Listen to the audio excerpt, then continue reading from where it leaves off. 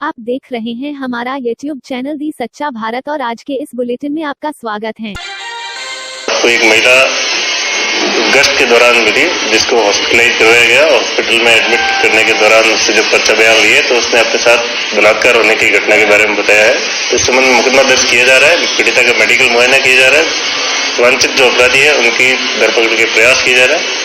Due process किया जाएगा। 164 के बयान करवा के आइंदा अग्रिम कार्रवाई की जाएगी। युवती कहाँ की है कुछ बताओ? युवती गुजरात की रहने वाली है। उसके नाम और पते के बारे में मैं आपको चूंकि CRPC में बाध्यता है इसके कारण बता नहीं पाऊंगा।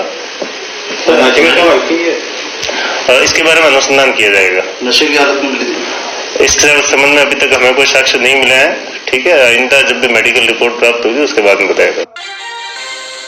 कोलकाता के स्ट्रैंड रोड इलाके में एक बहुमंजिला इमारत में भयानक आग लगने से कहर मच गया। हादसे में 9 लोगों की मौत। इमारत की 13वीं मंजिल पर लगी आग, मृतकों में 4 फायर फाइटर्स, 2 RPF के जवान और बंगाल पुलिस का एक ASI शामिल। आग सोमवार शाम करीब 6:10 पर लगी। दमकल की गाड़ियों ने कड़ी मशक्कत के बाद देर रात बाद आग पर काबू पाया। ज्यादातर मृतकों की मौत लिफ्ट में फंसने की वजह से हुई। आग बुझाने के दौरान जख्मी हुए 2 लोगों को अस्पताल में भर्ती किया गया।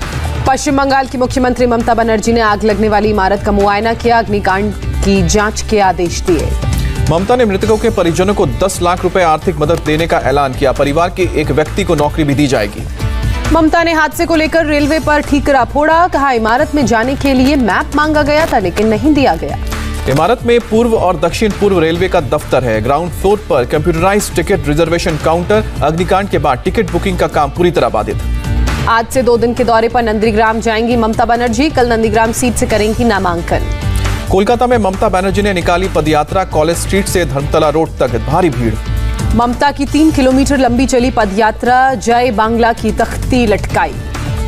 ममता ने गृह मंत्री और PM पर हमला बोला। भाषण के दौरान लगवाए खैला होबे के नारे। ममता ने कहा, कोरोना वैक्सीन को मोदी वैक्सीन कर दिया गया है। गुजरात में महिलाओं पर अत्याचार का आरोप लगाया। ममता ने कहा, महिलाओं की सुरक्षा को लेकर PM बड़ी बड़ी बातें करते हैं। जहां उनकी सरकार है, पहले देखें वहां के क्या हालात हैं। तृणमूल कांग्रेस ने मालदा के हबीबपुर से सरला मुर्मू का टिकट काटा। खराब तबीयत का दिया हवाला। बीजेपी में शामिल हुई सरला मुर्मू। TMC के विधायक रविंद्रनाथ भट्टाचार्य ने भी बीजेपी ज्वाइन किया। टिकट नहीं मिलने से नाराज थे। TMC विधायक शीतल कुमार सरदार, दीपेंदु बिस्वा और जटू लहिरी ने भी थामा बीजेपी का दामन। कुल 5 विधायक बीजेपी में शामिल। बंगाल में राजनीतिक हिंसा के शिकार हुए बीजेपी कार्यकर्ताओं के परिवार से मिलेंगे अमित शाह और JP नड्डा। 13 मार्च से बंगाल का दौरा शुरू करेंगे अमित शाह। बीजेपी के मुताबिक पश्चिम बंगाल में अब तक 130 कार्यकर्ताओं की जान गई। 86 कार्यकर्ताओं के घर अमित शाह और 43 के घर JP नड्डा जाएंगे। केंद्रीय मंत्री गिरिराज सिंह ने कहा, 2 मई को ममता का जाना तय। हार की घबराहट में बीजेपी कार्यकर्ता पर TMC कर रही है हमले। बीजेपी ने ममता सरकार पर आचार संहिता के उल्लंघन का आरोप लगाया। सरकारी एम्बुलेंसों पर ममता की तस्वीर की शिकायत की। ममता बनर्जी पर बीजेपी सांसद लॉकेट चैटर्जी का हमला। महिला अपराध के आंकड़े में हेरफेर कर रही है TMC। बीजेपी ने बंगाल की एक और सीट पर उम्मीदवार का ऐलान किया। पुरुलिया की काशीपुर सीट पर कमलाकांता हंसदा को मैदान में उतारा।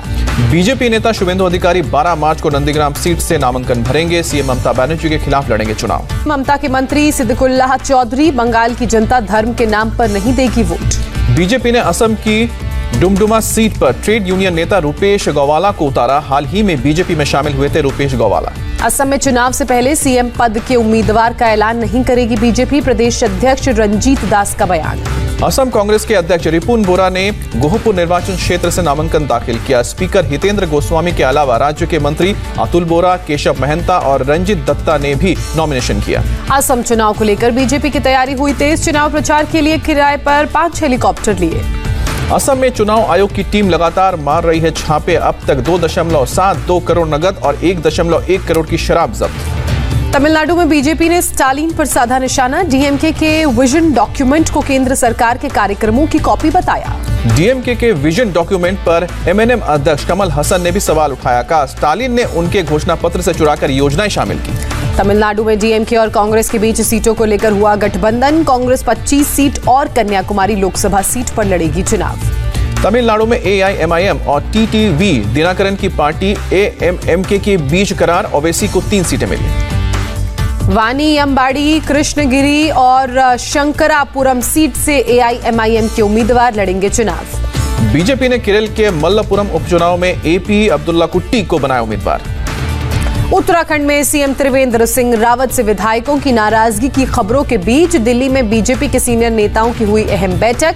अमित शाह, जेपी नड्डा और बीएल संतोष हुए शामिल। उत्तराखंड के सीएम त्रिवेंद्र सिंह रावत ने दिल्ली में जेपी नड्डा और अनिल बलूनी से मुलाकात की। आज वापस देहरादून लौटेंगे सीएम रावत। नेताओं के नेतृत्व परिवर्तन के से इनकार। बीजेपी विधायक मुन्ना सिंह चौहान का दावा, त्रिवेंद्र सिंह रावत बने रहेंगे उत्तराखंड के मुख्यमंत्री। कुछ विधायकों की नाराजगी की बात को अफवाह करार दिया। दिल्ली में यूथ कांग्रेस के कार्यक्रम में शामिल हुए राहुल गांधी का पार्टी में विचारधारा और धैर्य को दिया जाता है महत्व। राहुल ने ज्योतिरादित्य सिंधिया का जिक्र किया, कहा अपनी बारी का इंतजार करते तो सीएम बन जाते, लेकिन बीजेपी में चले गए। आम आदमी पार्टी ने गुजरात में शुरू किया मेंबरशिप ड्राइव। 50 दिन में 50 लाख मेंबर बनाने का टारगेट। बिहार विधानसभा की बैठक में आरजेडी के एमएलसी सुबोध कुमार पर भड़के नीतीश कुमार। एक मंत्री के बयान के दौरान टोकने पर नीतीश ने सदन में लगाई फटकार। भारत और बांग्लादेश के बीच बने मैत्री सेतु का आज उद्घाटन करेंगे प्रधानमंत्री मोदी। त्रिपुरा और बांग्लादेश के बीच बहने वाली फेनी नदी पर बना है पुल। पीएमओ ने कहा, भारत बांग्लादेश संबंधों का प्रतीक है मैत्री पुल। पीएम मोदी त्रिपुरा में कई बुनियादी ढांचों का वर्चुअली उद्घाटन और शिलान्यास भी करेंगे। पीएम मोदी भगवत गीता की पांडुलिपि के 11 खंडों को जारी करेंगे। 21 विद्वानों ने भगवत गीता के श्लोकों की व्याख्या की है। शाम 5 बजे पीएम निवास पर होगा लोकार्पण। अमृत महोत्सव कार्यक्रम को प्रधानमंत्री नरेंद्र मोदी ने किया संबोधित। कहा, 75 साल के जश्न में देश के शहीदों को श्रद्धांजलि दी जाएगी। पीएम बोले, जश्न में आधुनिक भारत की झलक भी दिखेगी। जिनको इतिहास में जगह नहीं मिली उनका सम्मान भी होगा।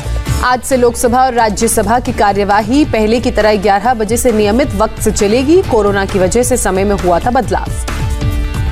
संसद का बजट सत्र तय समय से पहले खत्म होने के आसार। विपक्ष के 100 से ज्यादा सांसदों ने सत्र पहले खत्म करने की मांग की। टीएमसी ने संसद सत्र को स्थगित करने की मांग की। कहा, 5 प्रदेशों में चुनाव का हवाला। यूपी के सीएम योगी आज से 2 दिन के बुंदेलखंड दौरे पर रहेंगे। पहले दिन जालौन, दूसरे दिन बांदा, महोबा, चित्रकूट पहुंचेंगे। कई योजनाओं का लोकार्पण और शिलान्यास होगा। मध्य प्रदेश में धर्म स्वतंत्र विधेयक विधानसभा में पारित हुआ। कानून तोड़ने पर 10 साल तक कैद और 1 लाख के जुर्माने का प्रावधान। लव जिहाद के खिलाफ कानून पर बोले एमपी के गृह मंत्री। ऐसा कानून पश्चिम बंगाल में भी लाया जाएगा। दिल्ली विधानसभा में आज पेश होगा 2021-22 का बजट। मनीष सिसोदिया पेश करेंगे दिल्ली का पहला ई बजट। महाराष्ट्र के बजट में महिलाओं के लिए कई सौगातें। महिलाओं के नाम पर प्रॉपर्टी खरीदने पर स्टैंप ड्यूटी में 1% की छूट मिलेगी। सरकारी बसों में छात्राएं मुफ्त यात्रा कर सकेंगी। पंजाब सरकार की किसानों को बड़ी सौगात। किसानों का करीब 1200 करोड़ का कर्ज माफ किया गया। पंजाब के वित्त मंत्री ने राज्य का बजट 2021-22 पेश किया। भूमिहीन किसानों का 526 करोड़ ऋण माफ। जम्मू कश्मीर में गैर कानूनी ढंग से रह रहे रोहिंग्याओं पर कार्रवाई। 155 रेफ्यूजी रोहिंग्या होल्डिंग सेंटर में भेजे गए। कठुआ की हीरानगर जेल में बना सेंटर। हीरानगर जेल की सुरक्षा बढ़ाई गई। जेल में करीब 500 कैदियों को रखने की क्षमता। एलओसी के पास केरन सेक्टर में एक जवान का शव मिला। आत्महत्या की आशंका।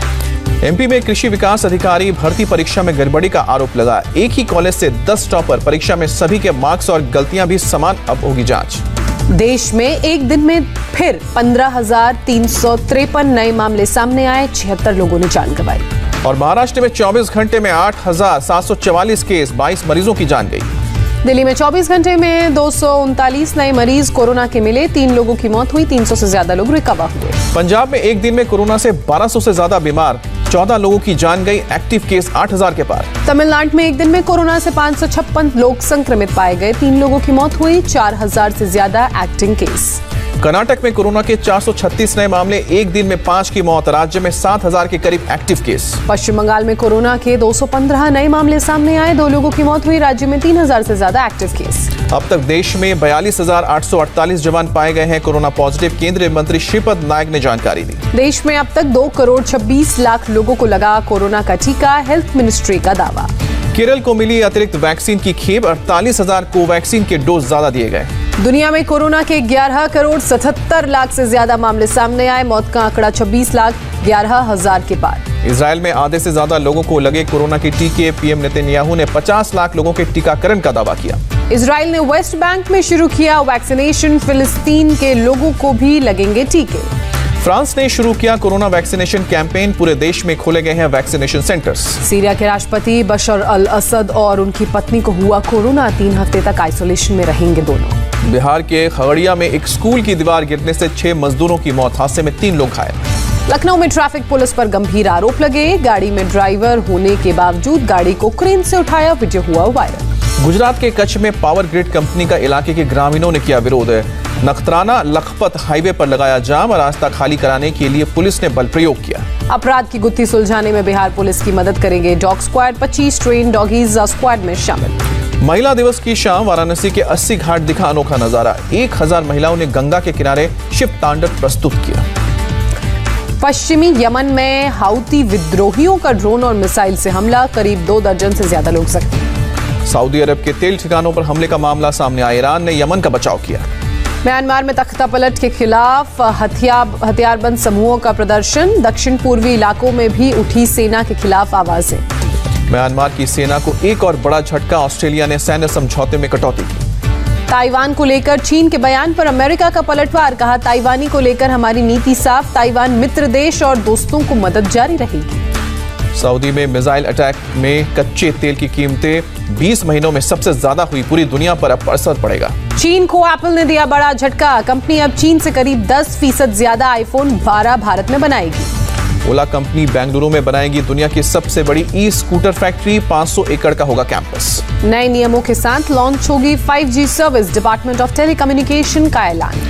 भारत और इंग्लैंड के बीच 12 मार्च से शुरू होगी T20 मैचों की सीरीज के सभी मैच अहमदाबाद के नरेंद्र मोदी स्टेडियम में खेले जाएंगे। आईसीसी का बड़ा ऐलान। महिला T20 वर्ल्ड कप में 2026 के बाद से 10 से ज्यादा टीमें लेंगी हिस्सा। 7 साल बाद भारतीय महिला टीम खेलेगी टेस्ट मैच। इसी साल इंग्लैंड से होगा मुकाबला। बीसीसीआई ने महिला दिवस पर ऐलान किया। सिर्फ 6 गेंद पर 21 रन बनाकर फैबियन नेलन ने वेस्टइंडीज को दिलाई रोमांचक जीत। श्रीलंका को 3 विकेट से हराया। पाकिस्तान के पूर्व गेंदबाज शोएब अख्तर ने की भविष्यवाणी। सबसे तेज 100 विकेट हासिल करेंगे अक्षर पटेल। एशिया कप 2021 की वजह से बीसीसीआई को करना होगा 2 टीमों का ऐलान। एक टीम वर्ल्ड टेस्ट चैंपियनशिप का फाइनल खेलेगी। बंगाल में चुनावी हलचल के बीच राजनीति में आने के सवाल पर गांगुली का जवाब। कहा, जीवन ने मुझे कई अवसर दिए हैं, देखते हैं आगे क्या होता है। मोहाली में आईपीएल मैच न होने पर नाराज हुए पंजाब के मुख्यमंत्री कैप्टन अमरिंदर सिंह। चिट्ठी लिखकर शिकायत की। पंजाब के सीएम कैप्टन अमरिंदर सिंह का तंज। महाराष्ट्र में हो सकता है मैच जहां रोजाना 9000 से ज्यादा कोरोना के मामले, तो मोहाली में क्यों नहीं। और ऐसे ही नए अपडेट पाने के लिए द सच्चा भारत चैनल को सब्सक्राइब कीजिए। धन्यवाद।